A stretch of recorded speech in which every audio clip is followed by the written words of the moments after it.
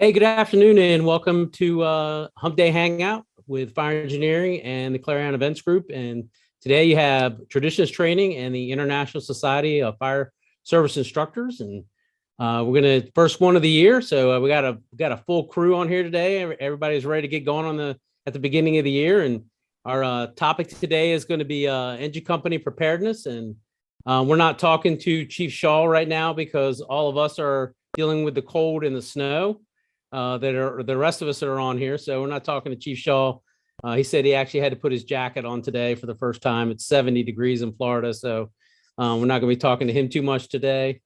But we got unfortunately, I have to drop off pretty early. Roger Steger from Traditions Training will be kind of taking over, leading the discussion today. We talk about engine company preparedness. He's just thawing out after a 4-alarm fire this morning in Baltimore.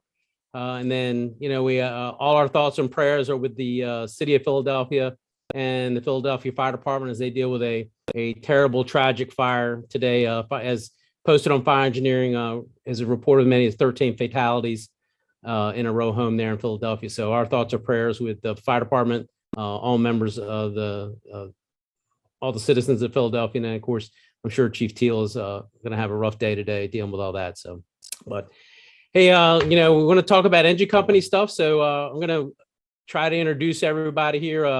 Our two regulars are our Chief Heller and Chief Shaw. And then we got a bunch of new faces on here. One is a gentleman by the name of MacArthur Williams. We call him Mac. He's an engine driver at DC FD Engine 15.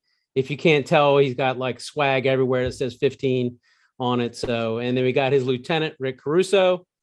And then one of our mainstays also Scott Kraut, who's a captain with the Fairfax County Fire and Rescue Department, is moving into a new firehouse today. So, only Fairfax gets to move into new firehouses and get a bunch of new firehouses. Shaw probably knows about that also, but Chief Shaw. So, but hey, Roger, why don't you go ahead and tell us what got you thinking about this idea and some of the stuff that you want to cover today, and go from there. And I'm gonna drop out and let you guys handle it. And hope everybody has a great afternoon. All right, good afternoon. It kind of came about with just some of us at work, as well as Rick Caruso and I. We just went down to Texas in November after Thanksgiving and did a little engine company thing. And collectively, we're talking there. And well, the engine's the backbone of the fire department, and it's really what mitigates the fires when we go to them. So a lot of the failures that we've seen come from the lack of preparedness. Nobody is putting the upfront investment. They want to do the special stuff or this incredible upside down rappel off of a building kind of hose load or something. It's the competencies aren't there at the basic level.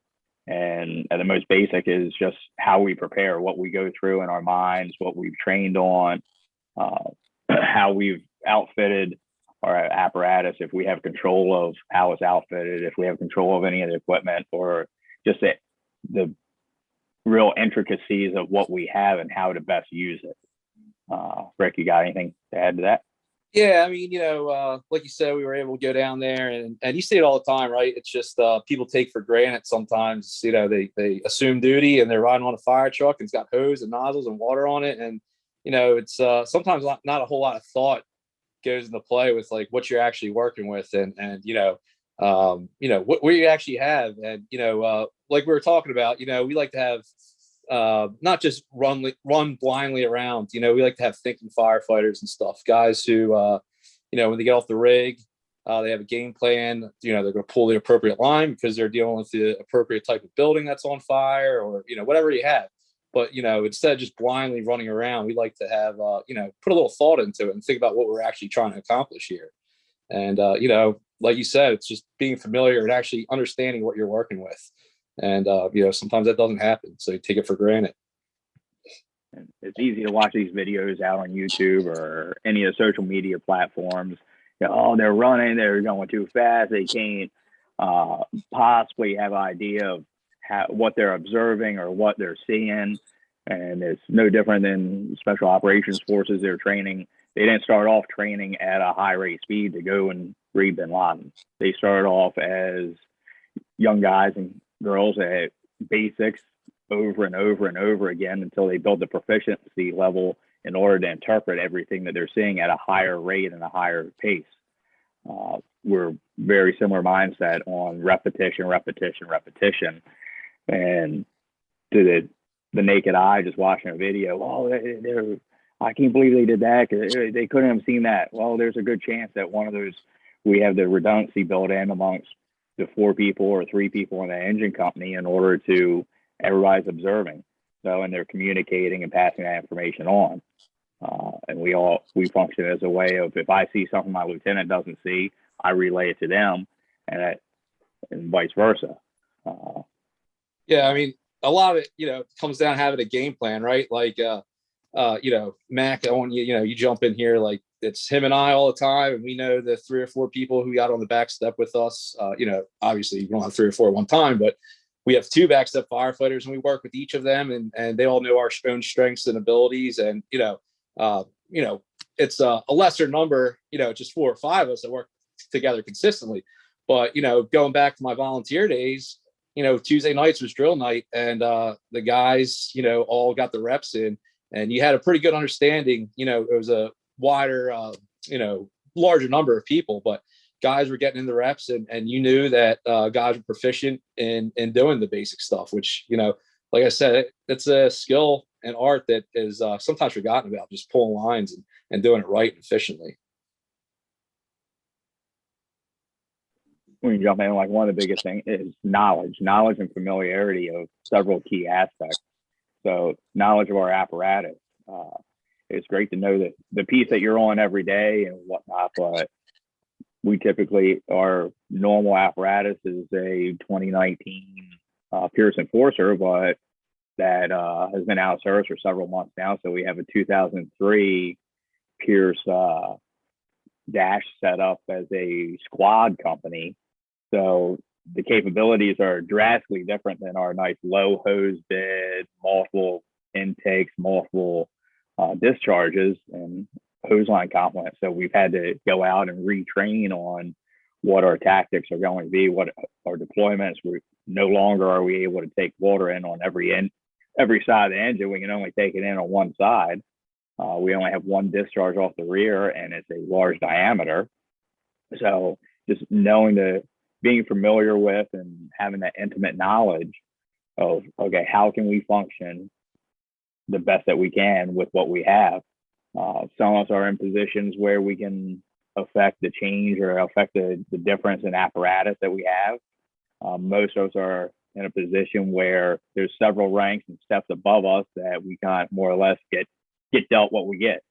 So we have to be able to overcome what we have.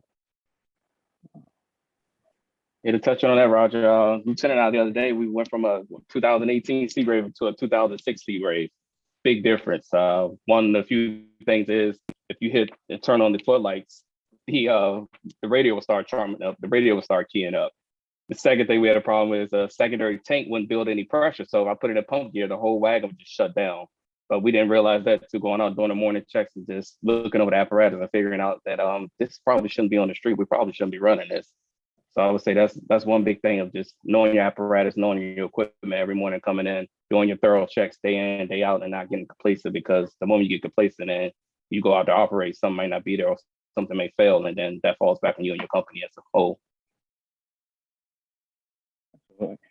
The same as if you work in a jurisdiction where you're big enough, you get detailed around other companies, other stations, working overtime.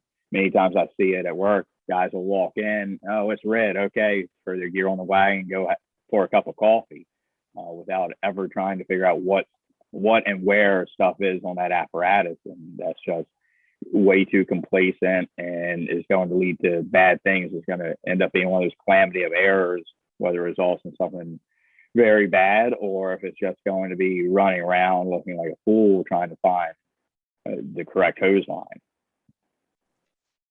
Another big thing I noticed I see a lot. Go ahead, Rick. I was going to say, I mean, that's big. I agree. Like, coming up, when I was cutting my teeth as a backstep firefighter, I spent a lot of time in the truck, and in DC, all trucks are, they're not all set up identical. So if I was taking a detail or if we had a detail guy in, make sure that they look over the rig and they're familiar with stuff it is. And even to this day, as a company officer, every morning go through the compartments to make sure things are where they are. And that's how you identify where there's issues. But more so, like you said, man, there's nothing worse than you want to be Johnny on the spot, right? So you need a piece of equipment, you need a tool, you need something, and hey, I need this, and you see the guy running around, opening every compartment door and fumbling around, and it's annoying as a company officer, and it comes with having company pride and self pride, right? Knowing your stuff and where everything is. So there's a lot to be said by just spending a couple of minutes to do that morning check and just be familiar with where stuff's located. Yeah, one important check that I try to stress to just members or people at work is obviously checking the nozzles, because for us, our nozzles, you can shut it off at the tip versus having to shut off at the bell. So if it's turned far to the left or turned far to the right, it may be in an off position. So just make sure your nozzle and everything's in the right position. So when you do get inside and you open up the floor, or you at the door to check it, that water is actually going to come out, because you get that one new person on the line and you have a good fire and they get to the door and it's obviously no water coming out. They may start freaking out and that just messes the entire operation up. But that goes back to just checking your nozzles and checking everything prior, first thing in the morning, going around to each line, make sure everything's set up. So once you get to the door and you open the bell, water's going to be there.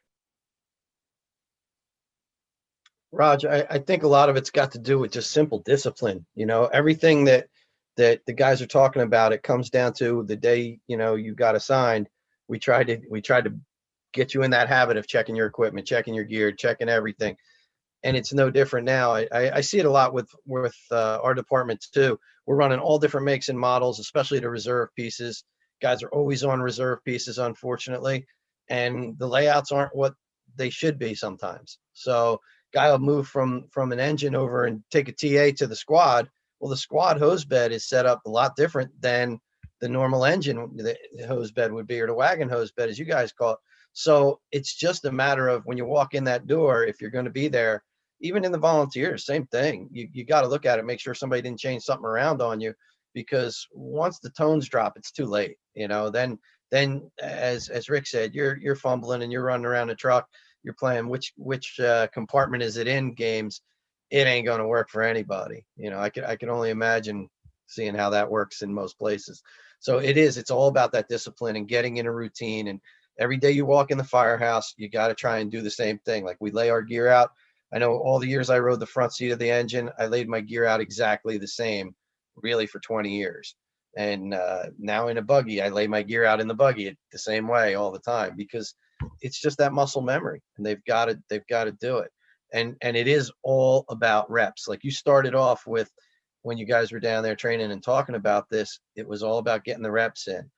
And the speed of the operation absolutely is based on the reps. If you haven't been doing it, you're going to be slow and sloppy. Guys will complain. I hear it too. Oh man, those guys down in PG and guys down in, Maryland and Virginia, they run a line, literally. Okay, they run a line because they practiced running a line, and if it works and they've got everything going for them, that's all that matters. And again, Bill Carey says every fire and every fire department, all the tactics are local. So you can't jab one guy because he does it this way versus another guy because they do it another way. But and jab's probably a bad word to use nowadays. So, but that's what I got for you so far. Thanks. Yeah, saw a good video, a little talk yesterday. Somebody I follow on Instagram talking about intuitive mechanics, and it's back there. It was a former Special Forces guy, retired Special Forces guy, and that was his thing: is getting the reps in until you can't get it wrong, until it's intuitive, until you can go just solely by feel, and when something's right, when it's wrong, and that's a lot of the experience aspect that we need to get to. We'll move from that into talking, segue into how it would be with equipment in our hose packages or attack packages. We went through some nozzle survey, nozzle test, and some hose testing a few years ago or so. And it's interesting seeing some of the older guys involved in the department that were involved in the change or in the look at it. And the one quote was that hose isn't hose and nozzles aren't nozzles anymore. And I think all the jurisdictions that we represent have seen that. It's the old days of, oh, inch and a half just 125 GPM, my inch and three quarters just inch and three quarters just 150 GPM. With the nozzle selection out there, the hose variances, like you can get all kinds of stuff dialed in.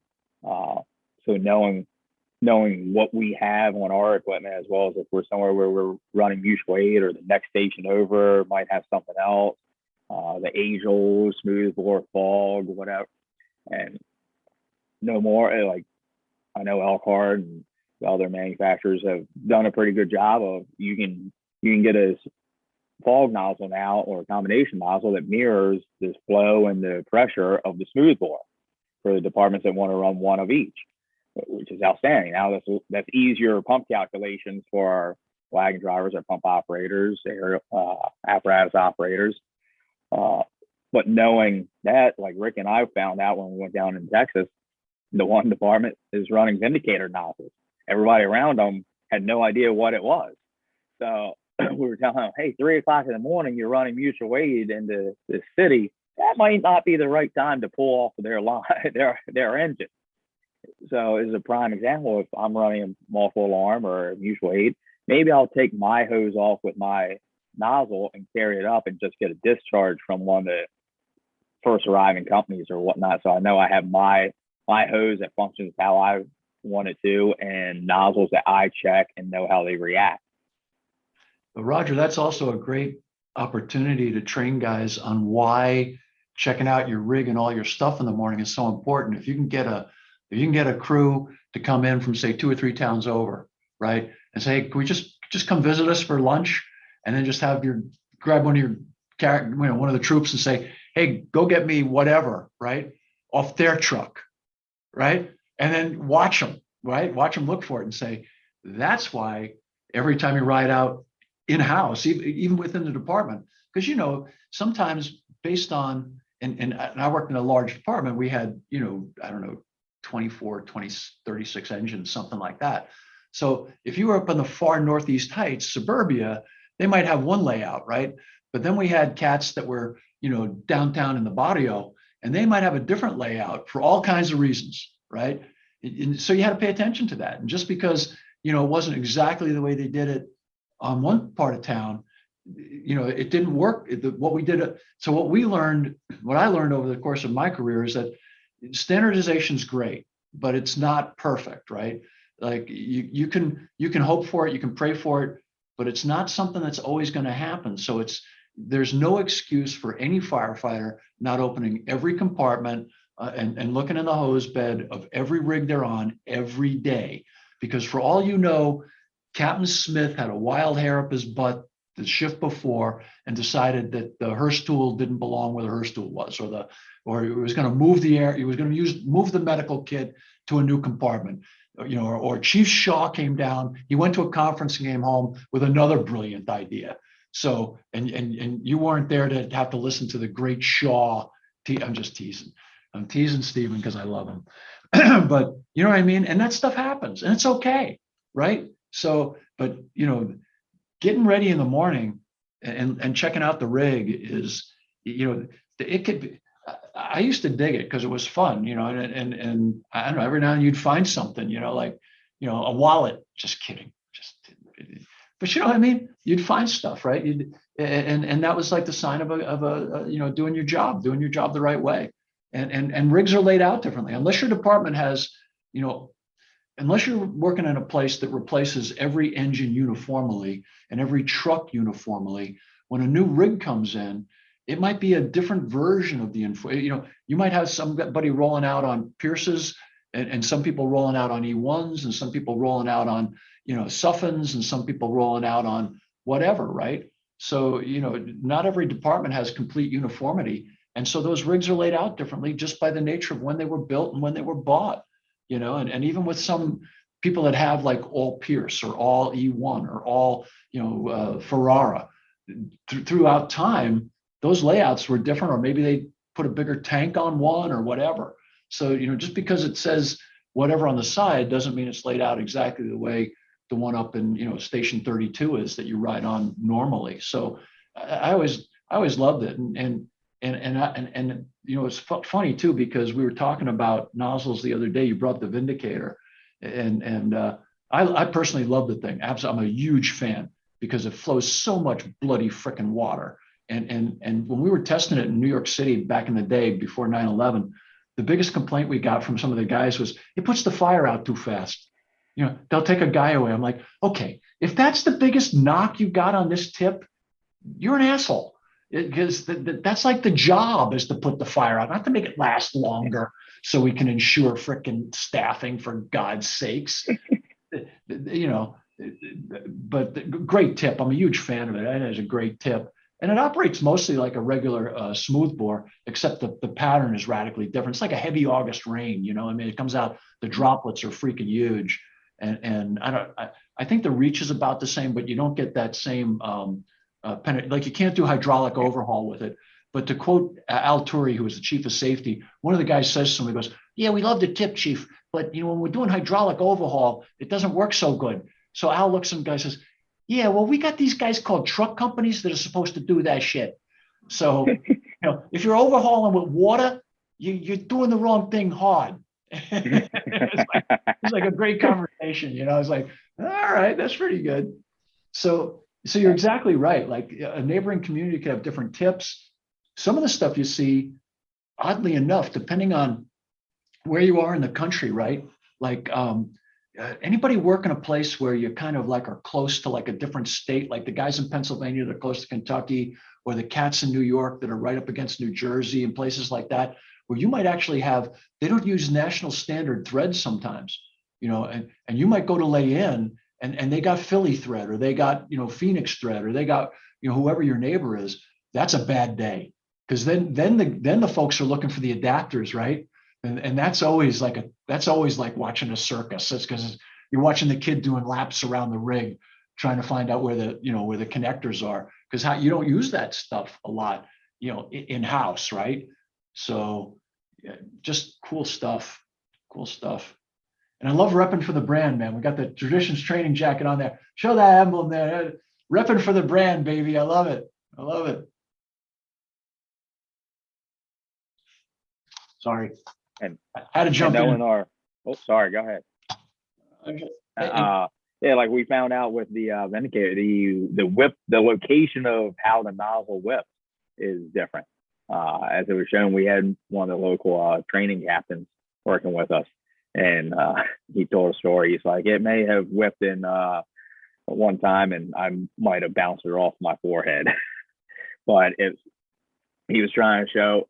But that's the thing. Like, we're expecting, if we're used to a smoothbore, we're expecting, okay, I hold my hands in a certain location to mitigate that whip, and this is a few inches off, which is just enough to change. And it's like, oh, okay, oops. Sorry about that. I'll leave you with one, and this is not an ad for the Vindicator, but I'll leave you with one last Vindicator story. A nice company, check them out at FDIC. They make a great tip.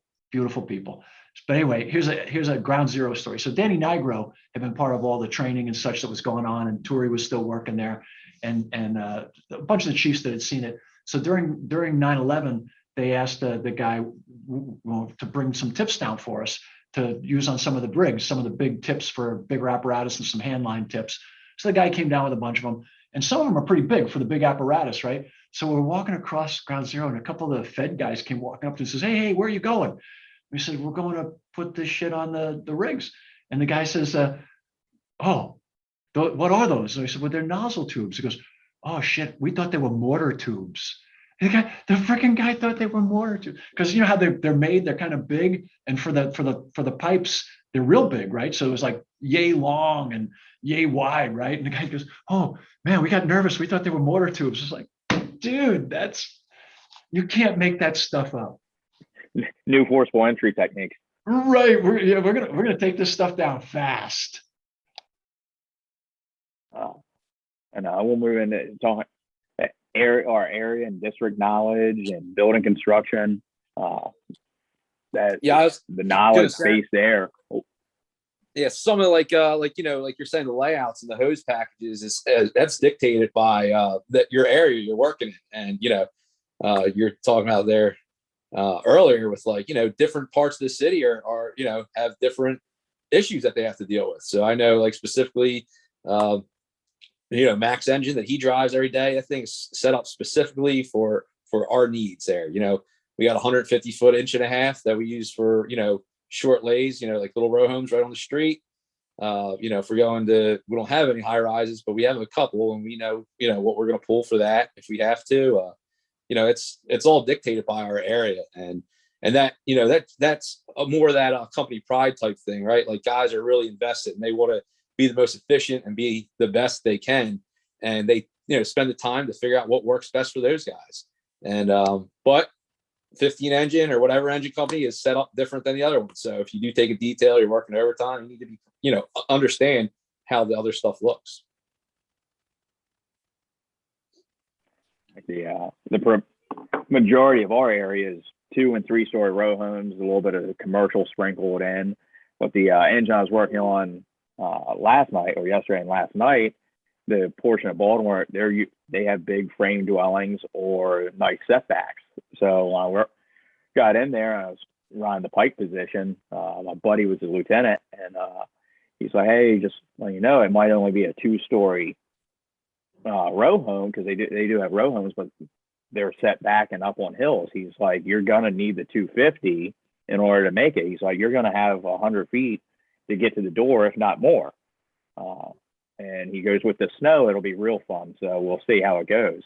And I was like, "Oh, okay." Like, knowing that, and as the officer coming, having a detail guy or overtime guy, knowing to relay that pertinent information, understanding I come from a different part of the city. So good stuff to pass on with the guys that are riding with you. Hey, Roger, to your point too, and same with you, Rick, it's also sometimes it's, these hose packs are really becoming, non-pre-connected lines, are really becoming efficient. We're starting to use them a lot. What's your arrival order too?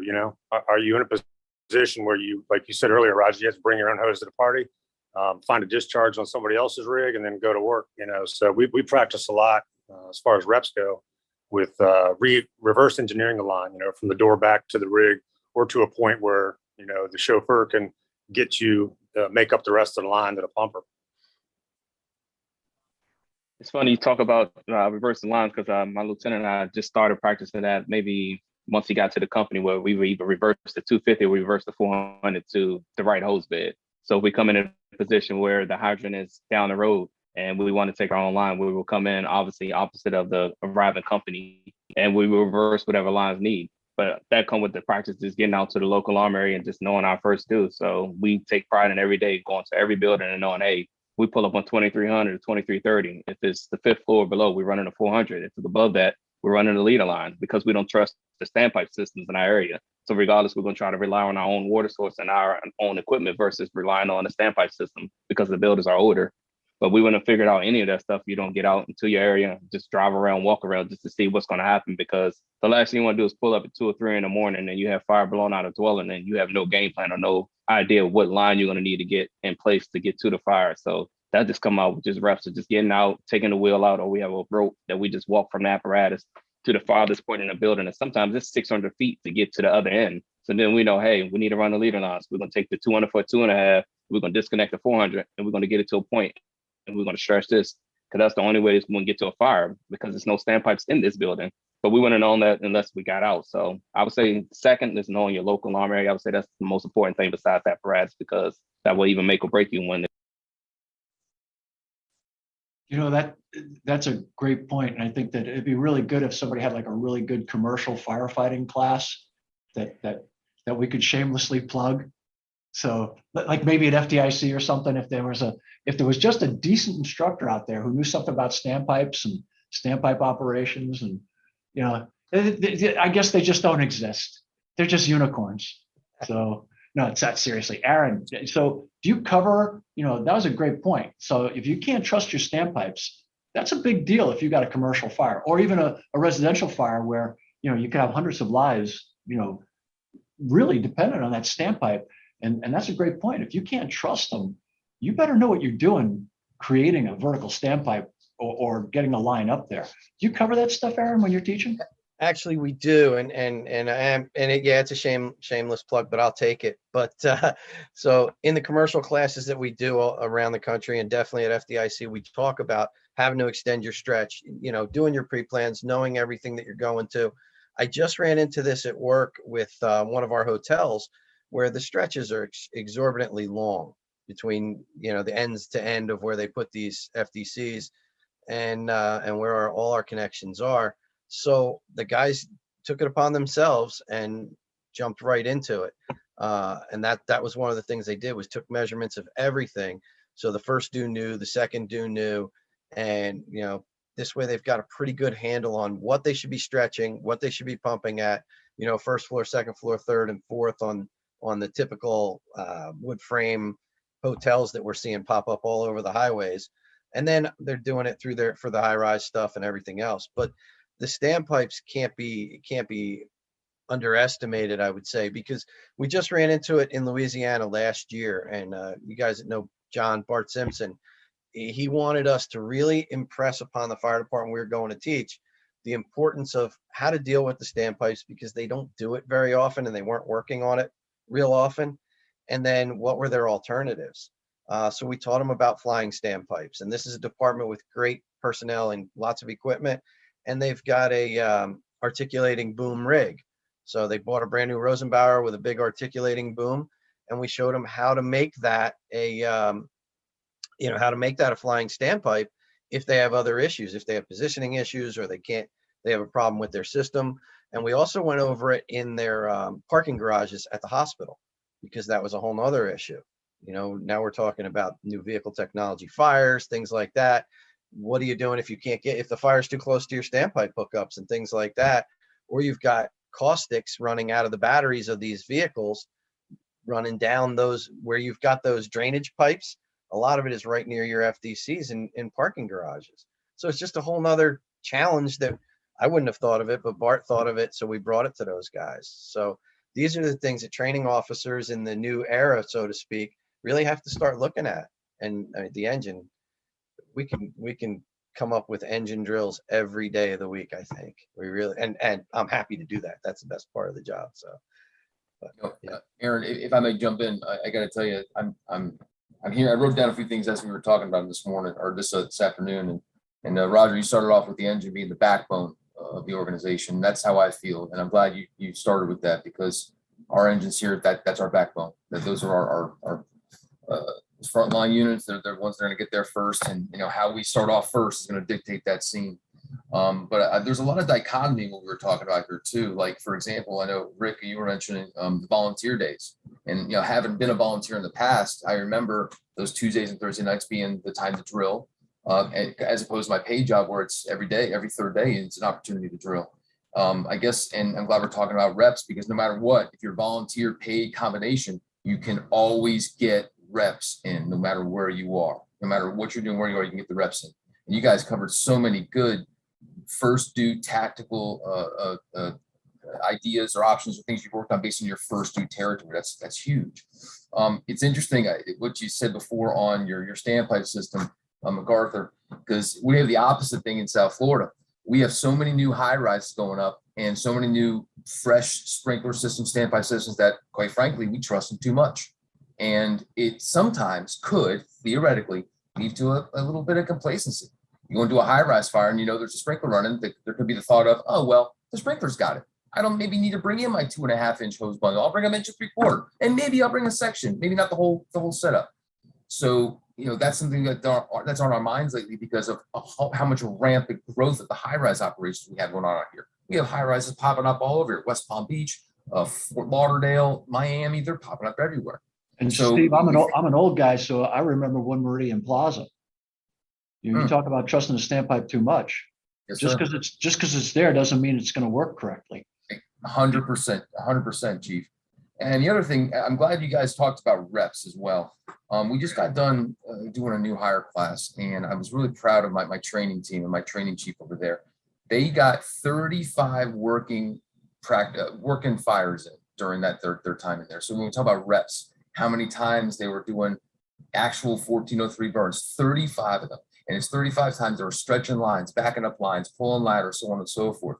So that good amount of repetition was there going into the field and verifying that training. But what's interesting is that we talked about hose packages and different types of trucks. The trucks they have in training, the training truck is a 2009 Rosenbauer. The truck in the field that they're going to be on the first day is a 2019 Sutphen.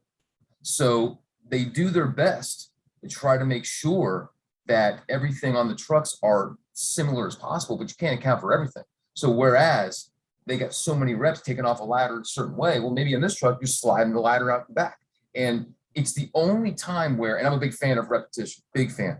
But like you said in the morning, it reinforces the fact that no matter what, you got to get there and make sure your truck is ready to go, because the repetitions you have on one truck, it may not be in the same location, or your equipment, your hose package or whatever may not be the same on that truck. And when the poop's hitting the fan, you got to go, you're going to the wrong compartment, or, oh, wait, the ladder's not here, it's in the back.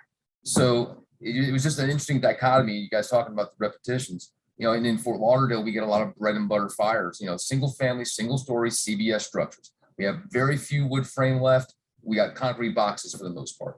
So we're pulling on those quite frequently. We get a lot of bread and butter fires. So it's an opportunity for not only us to practice those skills or go over those, or get the chance to flex those muscles, get those reps in, but it sets us up for success in the larger fires when they come in. Those are just some of the things I was thinking about, but yeah, I'm glad you mentioned reps, because no matter where we work, we can get those reps in. And I'm glad you definitely mentioned about that, knowing your first due, not only knowing your first due, but what are you going to do when you get that structure? What if we're here when we get this? I love that you covered that, man. Like Art, that was a good segue, man. Chief, I'll kind of echo when reps can be detrimental, it can be the dichotomy, the opposite. On the bad side is too many times I've seen it with people fresh out of the fire academy, or they're used to just these small room or mattress fires or whatnot. And they're used to just going in, open the nozzle, the state-based training fires where they only get to do it a couple of times. They go in, they open the nozzle for 30 seconds, maybe a minute, pretty much pointed in any direction. They shut it down. Oh yeah, cool, high five, we're done, we're good. But now we're actually at a dwelling fire where contents are burning, the structure is burning, and they don't have the skill set because it's ingrained in their head that, oh, all these other fires subconsciously have been easy. I just open it, I put it, flow a little water, it's out, we're good. And then shut down. Oh, there's a little bit more fire. Versus when you really need to leave that nozzle open and make the push while flowing. Hitting and moving, I like to call it, works a good amount of the time, but we've all had those fires where if you don't have the repetitions going into it and the practice going into it of opening the nozzle at the front door and flowing through the entire floor, it's not going to be ingrained in you. One of my fire academy instructors, we had some vacants to drill on. No fire, nothing lit on fire or anything, just you open the nozzle at the front door, flow through the entire first floor of the row home, down in the basement, the whole thing, the second floor to the third floor. You had push-ups to do if you if you shut the nozzle down before you hit the third floor back bedroom. So, but that helped ingrain in a lot of people's head, like, I can do this. Proper hose management techniques, which we'll talk about either later or on another future webcast. But that's some of the times that I've seen the repetition of smaller fires and training go awry a little bit with. They're just so used to it doesn't take that much to put these fires out, and then they go in and it's like, oh, it took a lot to put that one out. Hey, Raj, to your point, if you go back to the beginning of the webcast, you mentioned, head down, run fast, and, not paying attention. So I think that's the answer to the reps. The reps are super important. But at the end of the day, you have to combat that stress where the rep is great until the protocol doesn't match the environment. And so that drill you just talked about, vacants, is money. The reps are great, but then you also have to teach our personnel to, hey, slow down. What's happening? Where's the heat? How deep is this fire? I made the line selection. We're here. We practiced that.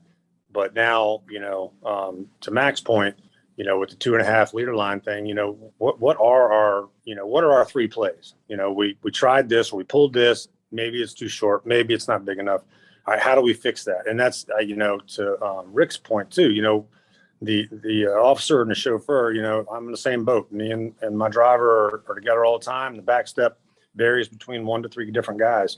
But they all know the play calls, that if this doesn't work, and then my operator will then make up the rest. We do our part from the door to the courtyard or the door to the rig or however you want to look at it.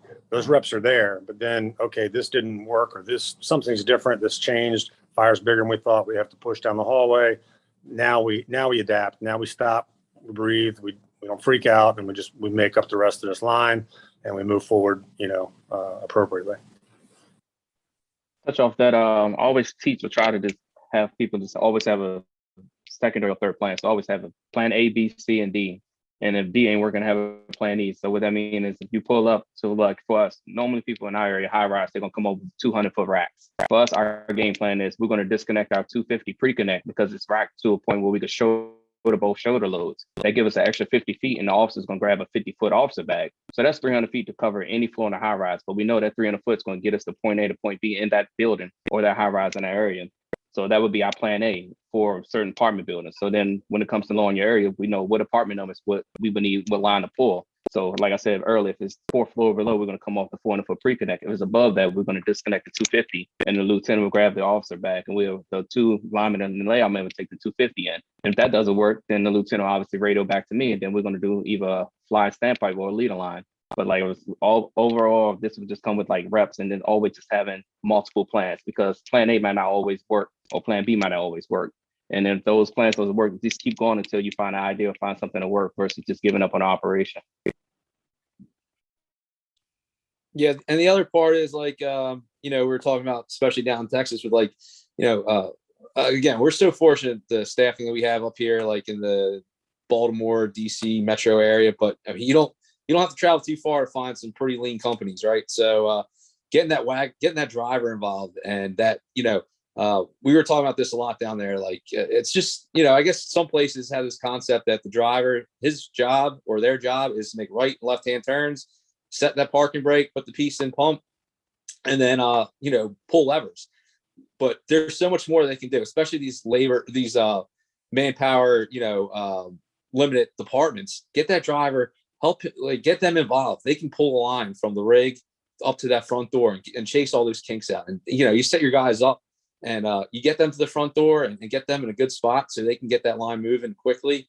And they return back to the pump panel and let the officer or the backup firefighter and the nozzleman go inside. And when they're ready for water, they can send it. So it's again, that's just getting those reps in and getting everybody involved, not just the lineman or the backup guy or the lineman and the officer. It's, there's limited manpower companies, getting all three guys involved.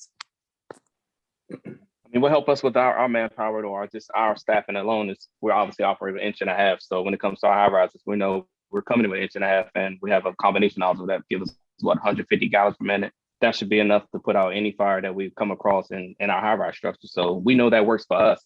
They might not work for the other neighboring companies, or may not work for where you're at, but for us in our area, we know that's our go-to, and it's been working for years. So that's one thing that we know it works for us, but that comes with just rep and just practice and just the experience overall of just getting out in the streets and doing the job day in.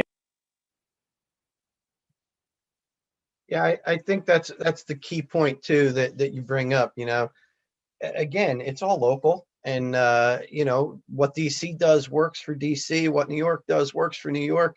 And a lot of times I've been to places that we went to teach, and they said, well, what would you recommend? Well, what we recommend is what's going to work for you. What's your staffing? My department, we created a brand new fire department last year, and we're already minimum staff now. We lost everything for the most part already. So we went from 4 on a rig always to now we're 3 on a rig. Our entire training program, tomorrow morning, I've got a meeting with my training captain. We're going to sit down, and we've got to now change our entire training program to deal with all 3-man engines, because 3-man squads, because we're not going to get any more. This is, we were told, the new normal. So, you got to figure out what's going to work for you. And, we had one of the guys ask about opinions on types of nozzle that you think would be pre-connected for your high-rise packs. We've been running smoothbore nozzles my entire career for the most part on ours. We're still running 2.5. We'll break down to 1 3/4 when we're doing mop-up work or something like that. but we've run the smoothbores because less crap gets stuck in them. Number one, when we're talking about, standpipe work.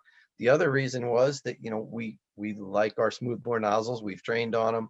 We know what we've got with them. We know our flows, and we haven't had any problem with it. But if that works for us, and I think that's the key, if the combination nozzle works for DC or it works for, LA or whoever, that's what you gotta figure out what works for you.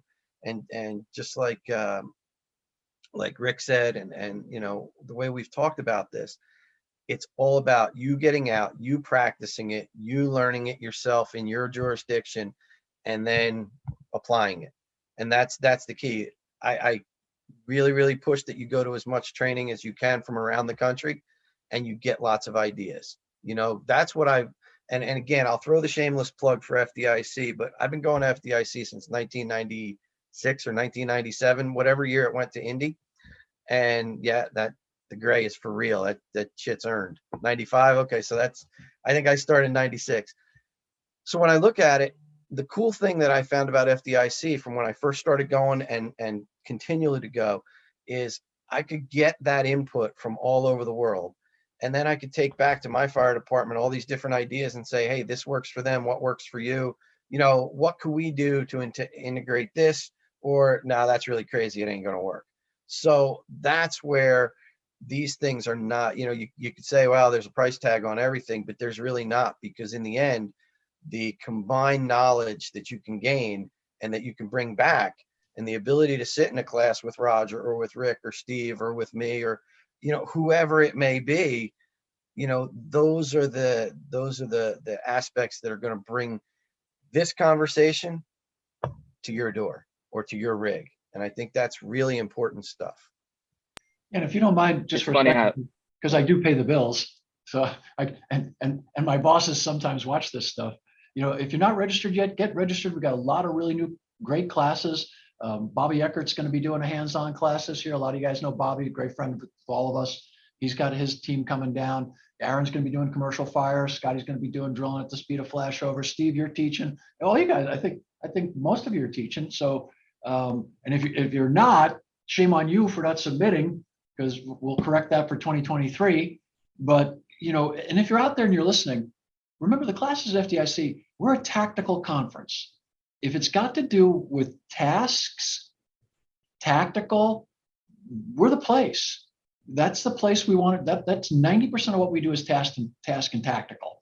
We do some strategic stuff, but the strategic stuff that we do, obviously is about 10% of what we have. And this year, I've wrapped in another conference that we used to have called EMS Today. I've wrapped it in from our magazine Gems. So we're actually doing hands-on training at the class like active shooter, where you're going to do the medical treatment of the victims as part of the class, because the only point to subduing an active shooter and going in and getting the people out is to save their lives. Go figure. So we're actually incorporating that kind of stuff into the training now. So you're going to see like some really cool additional classes. We're going to have a cadaver lab, which is where Steve goes for dating. So we can, I'm just kidding. So we can, so and it's free. So you can just go walking in. It's you just have to register for it, because they can only put so many cats can go in at a time. So you got to sign up in advance. But we're doing some really incredible new training at FDIC this year. So you really want to take a look at where we're going, because as the fire service is evolving, how many on the call right now are EMTs? Anybody? How many of you guys on the? How many? It's like asking, are you gay at the Republican National Convention? Nobody wants to raise their hand. So I'm just teasing. So yeah, we're all firefighters are EMTs, and many of us are paramedic. I was a paramedic for like 16 years, and damn proud of it. Did a great. Anybody else a paramedic on the call? So damn proud of it. I read a thing the other day where, yeah, and I'm damn proud of it, man. I was a good medic and I saved a lot of people's lives. And so have you, Stephen, and you should be damn proud of it. Ed Croker had it right. Our finest moments when we save a human life, not some piece of crap building that they're going to bulldoze Tuesday. So, yeah, if you think you're a hero because you saved the McDonald's, watch them bulldoze it Wednesday. So, keep that in the back of your mind. But that life, that's what it's all about. Nobody goes out on a life-saving rope to save a building. We have life-saving rope to save people, you know? And so we're bringing a lot of that in because it's so critical to what we do, man. And it's the future of the service. We got some moron on that foul piece of garbage Twitter. Somebody forwarded me I don't pay attention to that garbage anymore. But somebody sent me a thing where some clown said, you know, if you think you're an EMS department that sometimes goes, nobody thinks that. But if you don't think that saving lives is important, you're in the wrong damn business. You just are. Grow up or get out. You know, we put out fires to save people's lives. And sometimes that's the best way to save somebody's lives. Sometimes it isn't. Sometimes you throw a ladder to the window, right? Sometimes you execute a VEIS now. You execute a VEIS. But the point is, the whole reason we exist is to save lives and property, but lives first. So got some great stuff going on there. Got some really, really cool new classes coming in, some great new instructors. It was kind of cool because for the last 2 years we had summer school, and during summer school met a whole bunch of really, remember in August we call it summer school now, FDIC summer school. We met a whole bunch of cool new cats who put in some great new classes. So you really want to take a hard look at what's going on there.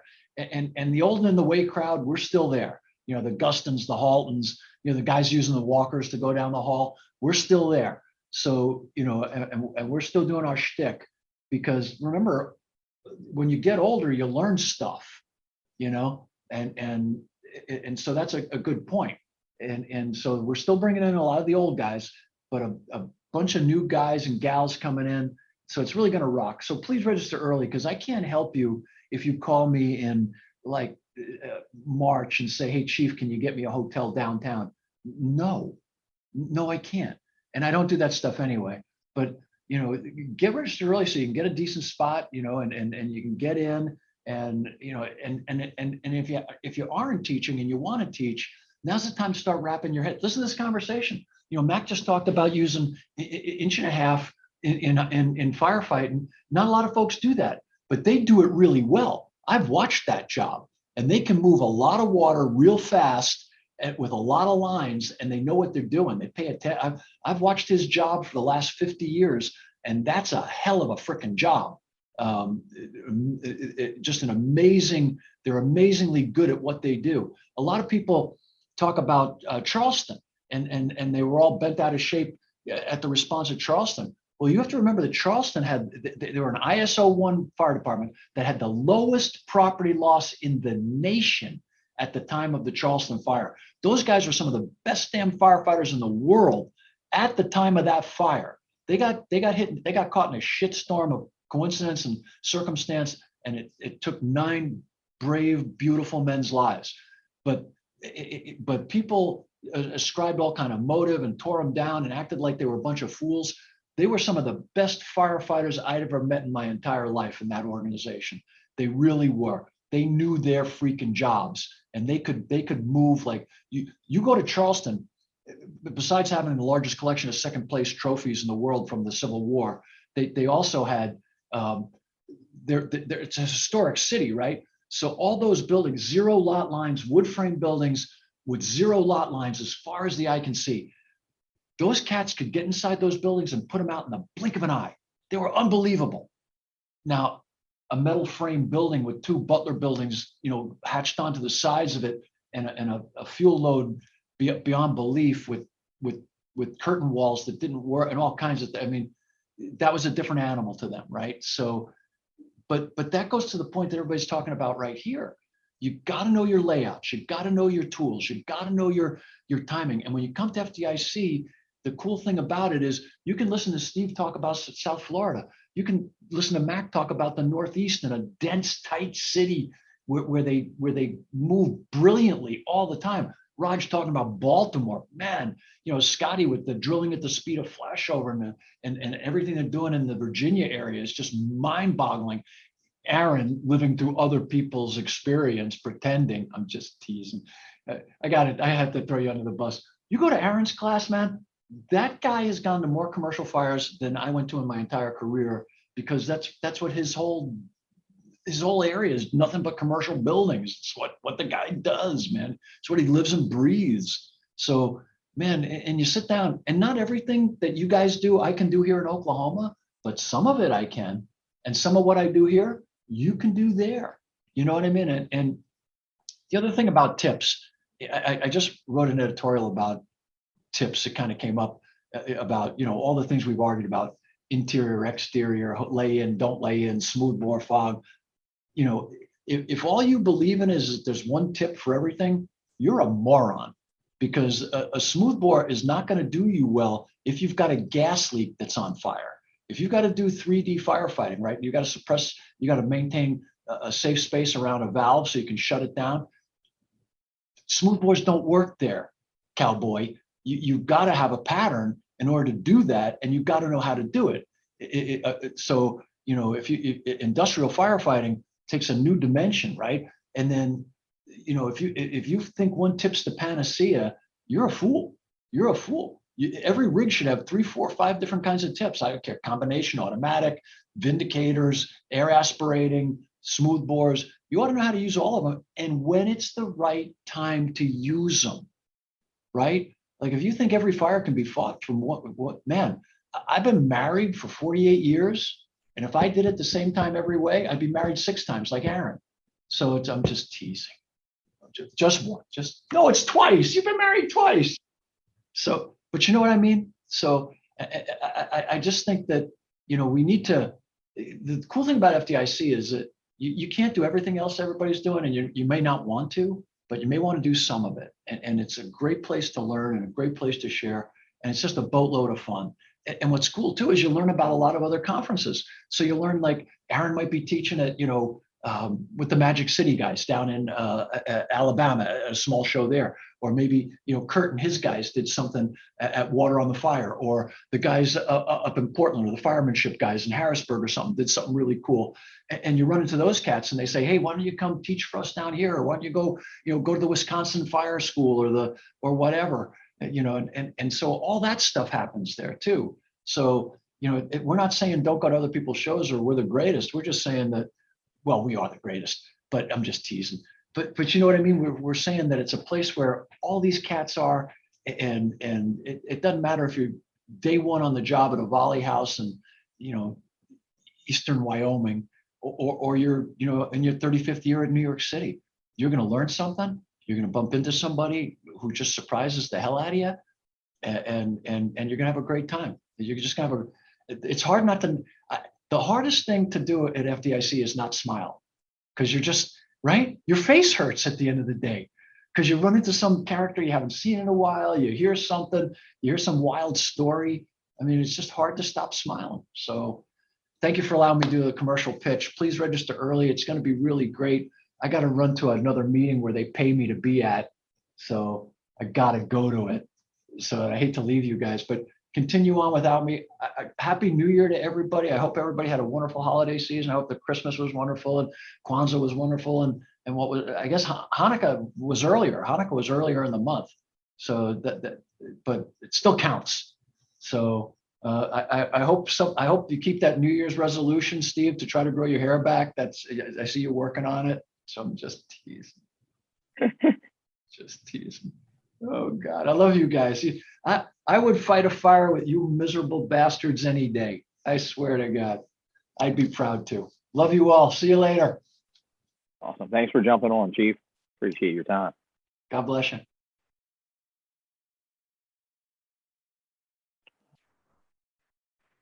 Does anybody else have anything? I know we're getting close on time now. I could touch up on the chief earlier when he mentioned about staffing and how they have to switch to a 3-man engine company. And I know we're in a volunteer, we're a 3-man engine company for us. That's minimum staffing in Prince George's County. And I can say I've been on plenty of great fires with just a 3-man engine company where we put a 400-foot line or even a line larger than 400 feet in place and put out a fire. So when it comes time to this overall, where I'm trying to get at is a 3-man engine company. Yes, you may have minimum staff. It may not be staff compared to other engine companies around you, but you can still get the job done is what I'm trying to say. Just because you have 3 personnel does not mean you can't get a line in place to put the fire out. But 3-man engine company means that the officer, the lineman, and the driver will all have to be involved with just getting that line in place to get the job done. but that will come with just practice and repetition and just getting out in the streets and practice with that three-man engine company, figuring out your longer stretch and how we guys want to coordinate this longer stretch. So just don't get complacent. Just don't think that just because you have 3 personnel that you can't get that job done, because you still can. Trust me, we've done it plenty of times. Oh yeah. Yeah, no, and I appreciate that, Mac, because when I was growing up in this same department, we were 3-man engine we were 2-man for a while, and then we went to 3, and we were like, wow, that's great. And then when we went to 4, I think we got lazy because we were like, shit, this is easy, but now we got a lot of our young guys had never ridden 3-man, so now they got to learn it again. We got to, us older guys got to show them how we always did it, and they'll be fine. It's just going to take some time to get back to the basics, as we say. But and for the record, I have not been to more commercial fires than whatever Bobby just explained. So we sure do go to a lot of alarms at them. That's for damn sure. So we're just lucky we get to go to them here and there. So, guys, I had a great day. Thank you very much. Yeah. Last thing I'll say, Roger, is, I think the cool thing about engine company discussions that everybody sort of talked about is regardless of where you work, what kind of structures you're going to, what kind of rigs you're riding, this stuff's easy. You can go out there with 0 props and run lines all day long, make them up to max point, measure them out, do them over and over, get the reps in. So, for everybody listening, we just brushed the surface of engine company operations, but it's easy. You don't need permission to run a line on medical locals, or anytime you're out there, man, just stretch the line, measure it out, whatever you can do. Cause when the alarm goes off, it makes it a whole lot easier. Got to touch on when you say run lines of medicals, we run between average, maybe 20 or 30 medicals on our engine. And that's what we do at times. We pull up on scene of a medical and the lieutenant will be like, hey, what line are we pulling? We say, hey, whoever's on the line, pull the 250, pull the 150. But that comes in great reps because we have certain builders that we don't get to run all the time in our first two that we run for a medical. Now we know, hey, this line's going to get us to this furthest point. I think one other thing I want to touch on when it comes to engine company operations is communication is the key for everything. And what I mean by that is when we're pulling the line and we're stretching the line, we're all working together and we're all talking together. So if I'm on the line and then my backup man is behind me and then the officer is the last person to grab the shoulder load, if somebody sees something or if somebody's hung up, obviously communicate that and tell us to stop so we can coordinate and recover from this. I think a lot of us get complacent and we just pull the line off and take off running straight to the door. Or that's what you see a lot of linemen do nowadays. But obviously without the communication of just telling someone, hey, to stop, let's recover and fix this, the whole operation would just become a disaster at that point, and you will have a longer recovery to make up and fix from.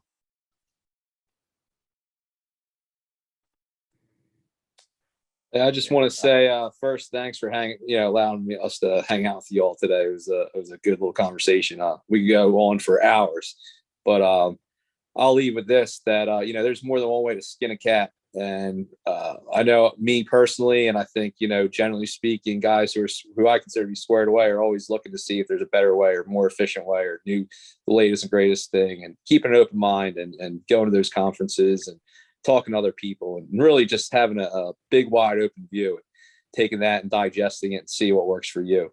But one thing that I just remember being an 18-year-old kid in Fire One school that really stuck with me to this day is the day you stop learning when doing this job is the day it's time to hang it up and retire. So truly, I go to work every day and I learn something new. So it's great. So thanks, guys.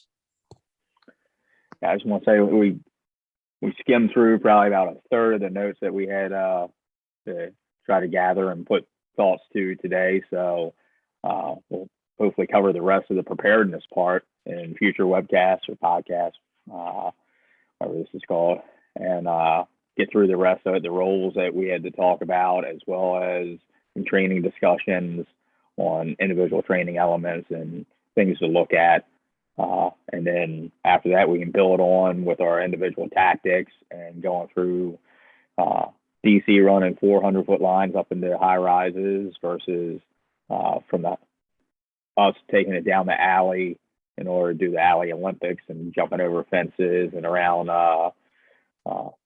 burned out vacant cars and whatnot. So it all goes in, and there's different reasons for different stuff. So just because one of our departments does it one way doesn't mean it won't work for your department. It's just you might have to think about, like Aaron said, hey, we'll take this, we'll give it a try, see if it works, if it works, great. It's something that we're going to change and go towards. We do that all the time with stuff that we see or somebody has an idea. And if we try it and like, well, that's not quite better, it's probably not worth going to. Or it'll just drive a discussion or drive change as far as, well, that half of that works good. Let's put our own twist and make it our own. So, and it's back to the reps and the knowledge of your equipment, what you have, but also what's out there. And if all I know is one small thing, 1.5 inch pond hose, and I'm trying to figure out how to get more water, maybe I should look at some other manufacturers and realize there's some other manufacturers doing different stuff, or I'm in a position to affect change, and this nozzle reaction is just way too much. Look at maybe some other manufacturers do a little bit better job of mitigating that in their design. Thanks for having us today. Anybody else want to jump in and close out? Chief Shaw? Yeah, I don't have anything else, Roger. Okay, I lost them there for a second. No, I like the way you guys started it, Roger. I like the way you started with the engine being the backbone, and I think that's my last thought with leaving this, is that the engine is the backbone, treated as such. Know your engine, know how to know your every inch about that engine. What we do is an art, whether it's pulling a line, pulling off a ladder, whatever. How far do you want to take that? Like, you got to know your first due. You got to know your engine. You got to know that backbone of what we got in our departments. And the second thing is, I like that we talked about reps today, getting those reps in, and most importantly, like you guys were also mentioning, you got the reps, but make it realistic as possible. Don't become a robot. Plan for the unexpected, but still get the ability to get those reps. So this is a good conversation today.